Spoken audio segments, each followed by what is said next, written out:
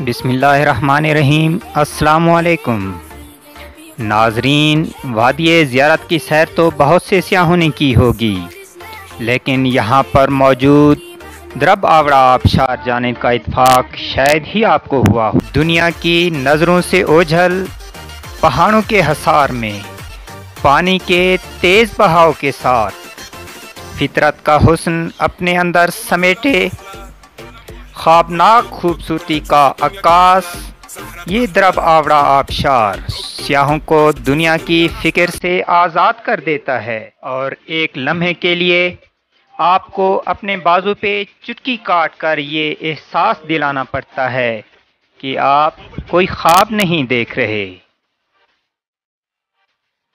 ناظرین، درب آوڑہ پشتو زبان کا لفظ ہے۔ درب کے معنی اچانک اور اوڑا سے مراد سیلاب ہے۔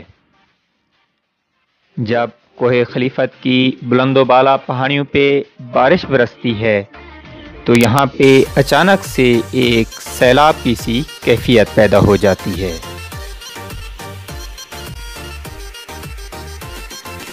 کوہ خلیفت کی بلند چوٹی سے گلے ملتے اور سورج سے آنکھ مچولی کھیلتے بادل ہمیں واپسی کا پیغام دینے لگے، اور زیادہ دیر یہاں پہ رہ کے انجوائے کرنا ہمارے لیے ممکن نہیں رہا۔